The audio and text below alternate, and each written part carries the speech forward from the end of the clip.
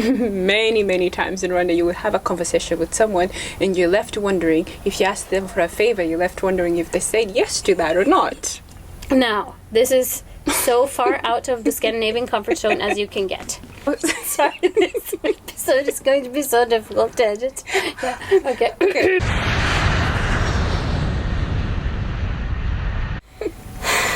Right. Welcome to another episode of Confusion Translators. Today we're talking about something that is rather broad and difficult, but we try and minimize it as much as we can. Yes. I'm Anne, by the way. Yeah, Joie. Yeah. Mm-hmm. And to be in the line with today's topic, how are you, Joie?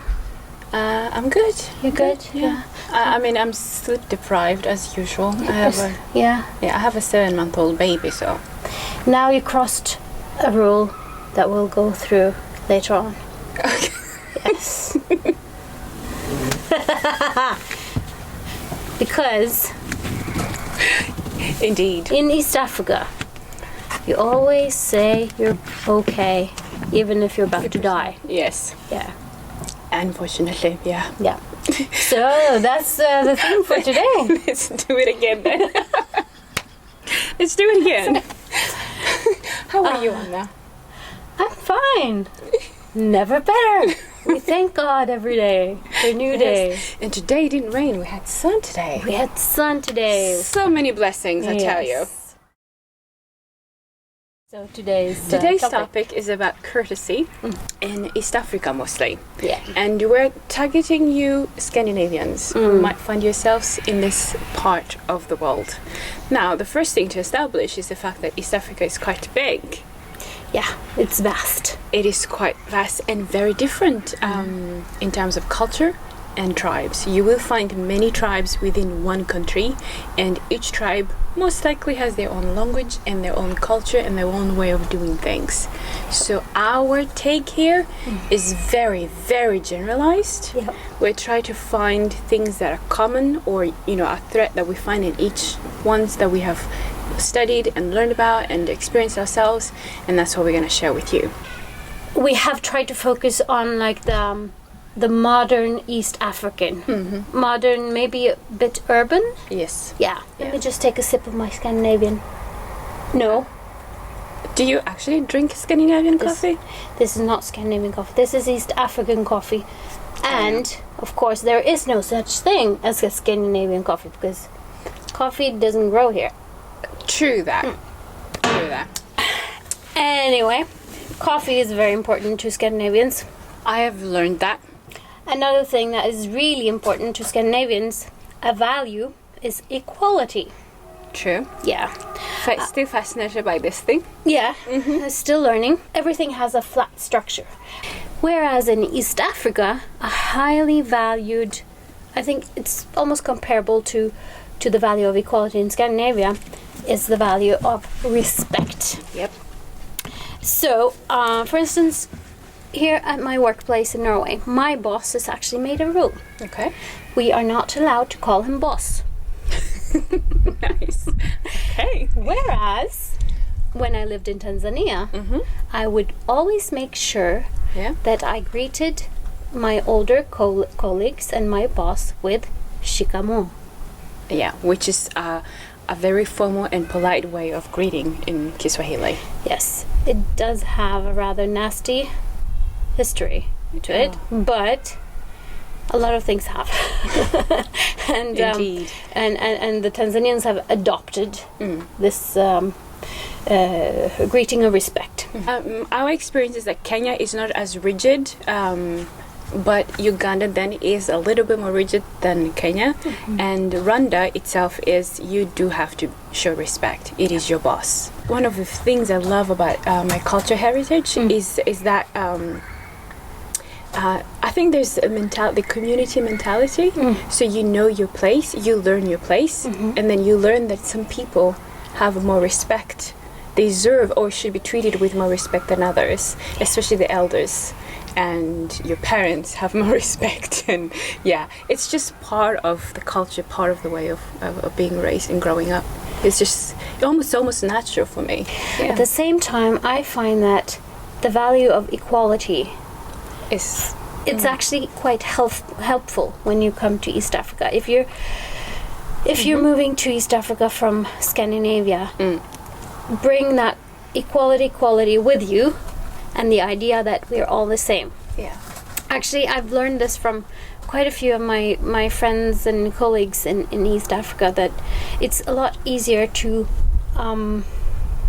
befriend or get to know a Scandinavian compared to a Brit or a Frenchman or Yeah. an American, because Scandinavians come with that idea that we are all equal, we are all the same. So, of course, the equality idea of equality will be an asset for you, but Up to some extent. yeah, to some extent, but you will be challenged also. On that Because value. the matter of the fact is, you are in their culture, so therefore this is a very valid thing. Equality, it's not for them. That old man or whatever your boss actually asks respect for more than he asks for equality. Yeah.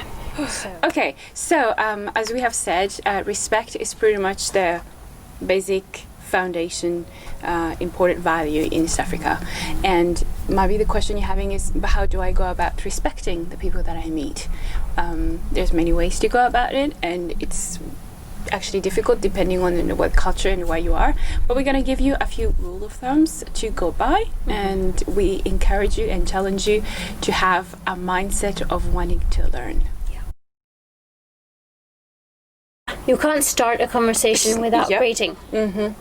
If you try to do that, people might look at you funny, or you might not get the respect that you need Yeah. in order to have a conversation. And this greeting, we mean, is not just saying hi. No. No, that's not greeting. Though it might sound like it's enough. You have a way of greeting in the morning, and a greeting in the afternoon, a greeting in the evening, how to say good night, and all that. And it might be different depending on who you're talking to. Yeah. Young people, old people. This is, as you said, Joa, this is very different from country to country, Yes. region to region. I was born and raised in Kenya. I was born and raised and taught to greet people with habari. They would reply nzuri, or hujambo, si jambo. That simple. When I came to Tanzania, I thought that was enough. Apparently not. Nope. No. In Tanzania, they have all these things that need to be established. Habari nzuri, umeamka salama, nimeamka salama. Watoto hawajambo, hawajambo. Did you wake up well? How did you sleep? How are the kids? How is the family? Yeah. How is work? How is your shamba? Your garden. Your garden? Thank you. Try to establish contact Yes. with the person. And then you can start narrowing into the point of the conversation. Yeah. Maybe.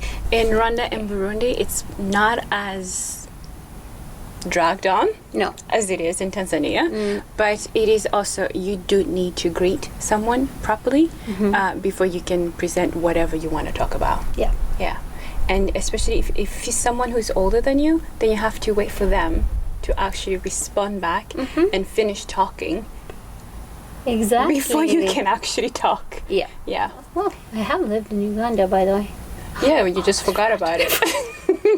Oliotia Bulungi. I think that's the way you greet. Yeah. Anyway, but I think this whole Tanzania-Kenya thing is quite funny. Yeah. Because Tanzanians talk about Kenyans as barking. I mean, Yes. very rude. And the Kenyans talk about the Tanzanians as beggars. Oh yeah. Yeah. I remember that. Samahani, excuse me, naomba, I pray for. If you say naomba in Kenya, that's what beggars do. Naomba. Yeah. In Kenya, they say leta. Nataka. It's a very different approach. Yeah. Yeah. And it's interesting because I think in think through, it's funny when you grow up in a culture you don't really think through things. But if I think through in Rwanda, it is not the Kenyan way. No. But it's not as humbling as well, as it's not really that humble as Tanzanians are, but it's not the Kenyan way. So if you find yourself in Rwanda or in Burundi for that matter, because the culture is quite similar, adopt the Tanzanian mentality. Yeah, actually overdo it. Yeah, because the Kenyan one can come off as rude. Yeah. At least as far as Rwandans are concerned, yeah.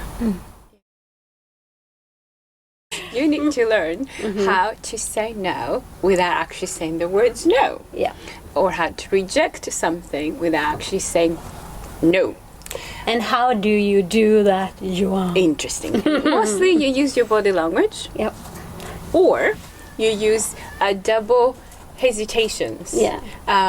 For instance, let's say you're in a market and someone wants to sell something to you. You can say, oh, thank you very much, but I'm in a hurry. Or you can say, thank you, but I will come back later. Thank you, maybe some other time. But it's not, no, I don't want. It's learning these social codes of how do you say no without saying no. Yes. I think many times in Rwanda you will have a conversation with someone and you're left wondering, if you ask them for a favor, you're left wondering if they said yes to that or not. Very common. It's a way of saying no without actually telling you they're not going to do it. Yeah. For Swahili speaking countries, it's good to learn the two words or one word said twice. Labda labda. Meaning that's maybe. Body language. Oh, very important. Can you like demonstrate for us how you say no with your face and your body? Oh no. Yes. I don't know how to do that. I'm very corrupt now. Yeah, you've been corrupted by the Scandinavian culture. Yeah, sorry. Okay, but for instance, girls, East African girls are so clever at rejecting boys. You just well, there's avoiding eye contact. Yeah. There is that. And looking away. Yeah, you look away, and you also do that with vendors, by the way. Yeah. And then there is of this. We will talk about it. Yeah. Or we get back to it. I'll give you a call. Usually that's a no. If someone is saying no to you, they might turn away, like physically turn away from you when they're talking to you. Yeah. And that's a way of, they don't want to say the words no, but they also don't want to go for what you're suggesting. And they also have a few noises, like Yes, that's true. Yeah, I remember my grandfather makes those noises. Growing up, it was just a noise. He would make a noise, and then there's no way. Yeah, he's not gonna say yes to that. Or my mom. Yeah, like you come and say, "Mom, can I do something?" Like, or something. Like she will make a noise, and then you're just like, "Yeah, that's a no." That's a no. Yeah. Yeah. So, but this is like stage 5 when you've. First thing, we're making it very complicated for you, aren't we? Yeah. If you can afford to give a job to a person, please do so. Now, this comes into the whole community mentality. For East Africans, we tend to help each other out if we can. It's actually rude not to do so, because if we know that you have the capacity to do so and you're not doing so, we're gonna talk about you. That is like within our own people. I'm talking about within East Africa, with East Africans themselves, right? So let's say I lived in East Africa and I had a job and I was making money, and yet I'm not helping people that I know are in my family or my community that need help. Other people will be talking about my lack of helping other people. Yes. Just so you know, that's the mentality that is there. So if you can, help out. So give jobs to those who are capable of doing them, and help in the house. Help and make your life easier as well. Garden. In that regard. Yeah. Now, this is one of the points where the whole mentality of equality becomes really difficult for the Scandinavians. Yeah.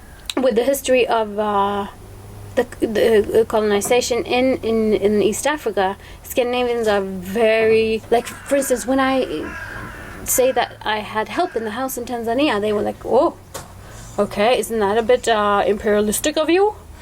Yes. This is really important for us as Scandinavians to understand that it's normal to hire or ask someone to come to help in your house, in your garden, in every social class. Yep. Even in the slums of Nairobi, you will find that people have maybe a teenage girl from their home village that have come for a few months to stay with them just to have a place to sleep and some food to eat. No, you have to treat them fairly. Yes. Yes. Yeah. Because there is and an I think issue. here, when you need to remember then the equality mentality of the Scandinavians, Yeah. because this helps out. Trying to get over the fact that, oh, someone is doing something for me, and realize, this is like a transaction. It's a job, and I'm helping you out as you help me out. Yeah. And we're both, benefiting from this relationship. Because it does feel really uncomfortable. The first months when you have a person you don't know in your house, Scandinavians, we're so mine, ours, we're very private, very personal, want to do things ourselves, we have our way of doing things. You got to step out of that comfort zone and you treat your help with respect and the equality that we have grown up with. Yeah. And it will be the best relationship of your life, I'm telling you. Yeah. Yep. I miss my help. I miss Teddy. I'm still in touch with the ones that we had at home when I was a kid. Yeah, they 'Cause become a member of the family. They do. Yeah. Well, and for many instances, for us, it was a member of the family Yeah. that was at home anyway. So. East Africans are extremely hospitable. Yes. They will invite you to your home. They will put you in the nicest chair. Yes, we will. They will give you the nicest food, the best drinks. And they work very hard. I think everything will be spotless before you come. Yes. And while you sit and eat, they might sit on the floor. They might only have one chair. Yeah. Now, what should you do? You receive all this with gratefulness. Oh, yeah. And may I add, enjoy it? Enjoy it.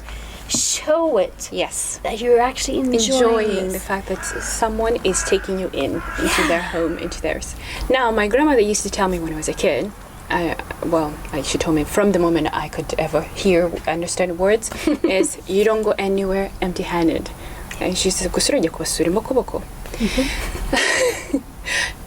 you know that you're going to be treated really, really well if you are invited. So take something with you. Yeah. Don't go empty-handed. Show just as much love back as they're showing you. And what can you bring? For instance, a kilo of sugar. Yeah. Or some tea. Yeah. See, that's the thing. We probably should think about as a Scandinavian, because you think that everybody has everything they need in their house. Yeah. Here in Scandinavia, I always struggle with what am I going to take with me when I go somewhere here in Norway, because everybody has what they need. In East Africa, it doesn't matter if they have it. Nope. Because they're going to spend the money on buying it when they're out. So you might as well save them whatever that much money they were going to spend on the sugar by bringing sugar. Yeah. Or rice or beans or drinks or whatever that you feel like giving. Yeah. Just so you know, flowers, that's kind of useless. Yeah, flowers are useless. Don't bring flowers. Also, in this rule, Yeah. as a guest to a wedding or to a grand opening or to a confirmation or a baptism or a big party, you might actually be placed as guest of honor. Yeah. Now, this is so far out of the Scandinavian comfort zone as you can get. Because then you will be placed in front of everyone else. Yeah, it's quite uncomfortable, I tell you. And you will be served first. Even at wedding, I've experienced being in a wedding and being served before the wedded couple. Right. Yeah. Because they it's it's their home. You're the guest, so that makes sense. Yeah.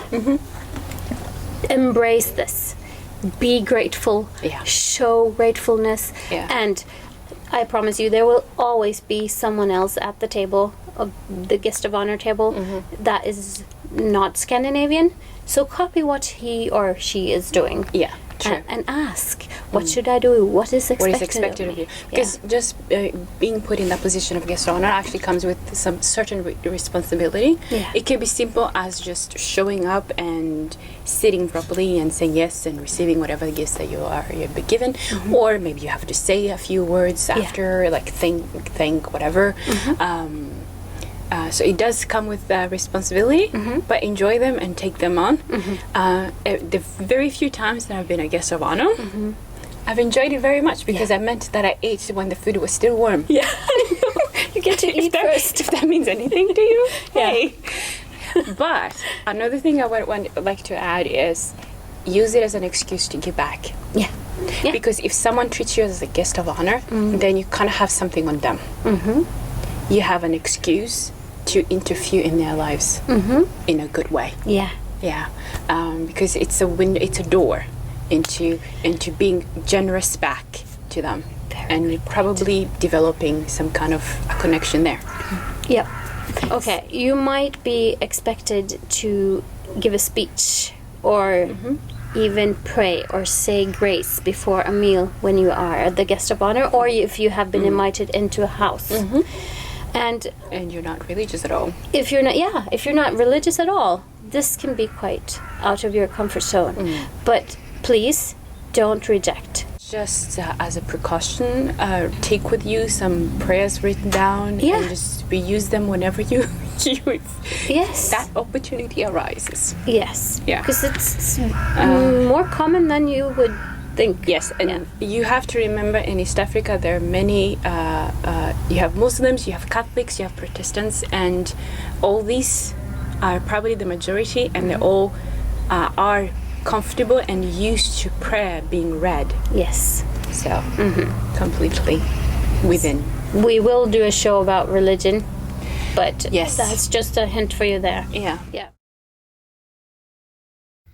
Okay, sorry guys. We're not change of equipment. Yeah, not very professional, but yeah. Anyway, rule of thumb number 5. Yeah.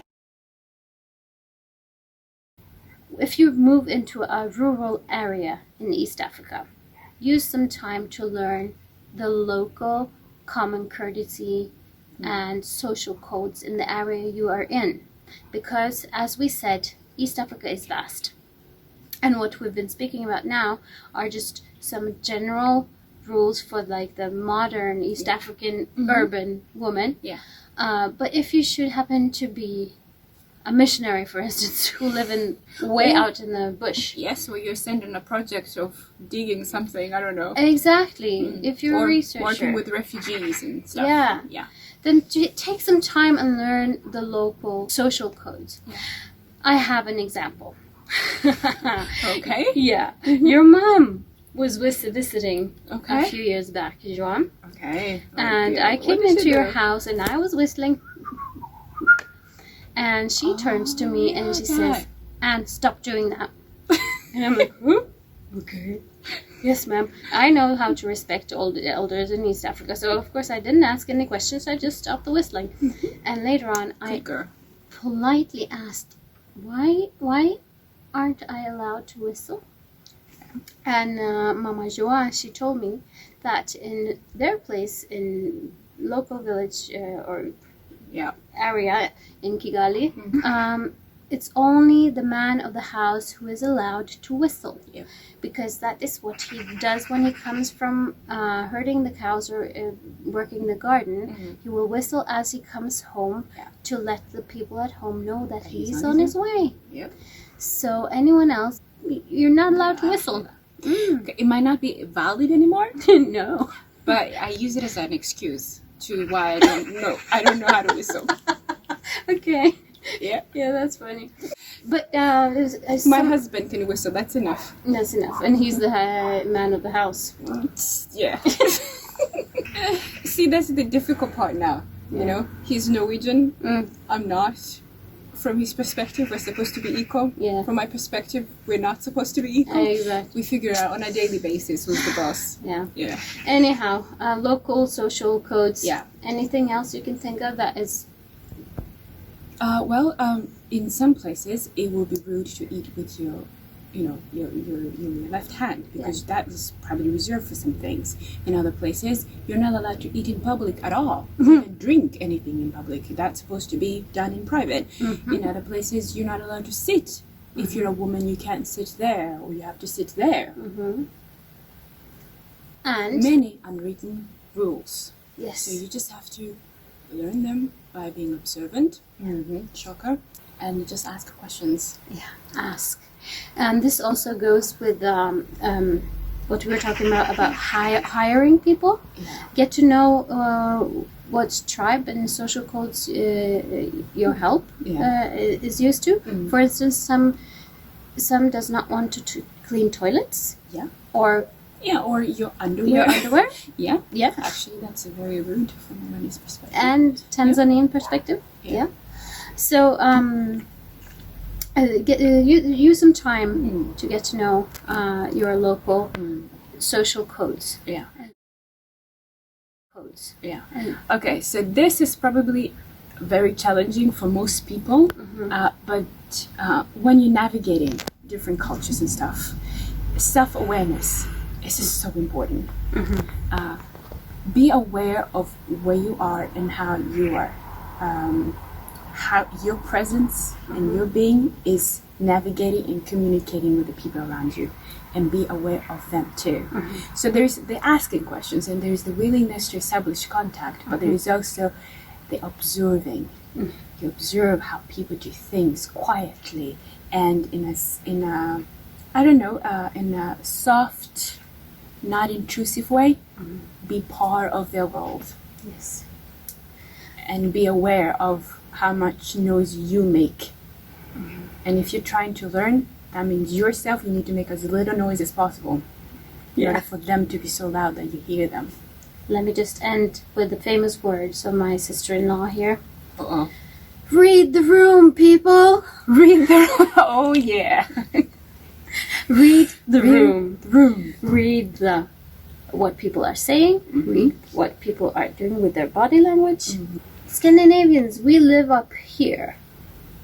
East Africans, they speak with their whole body. Yeah.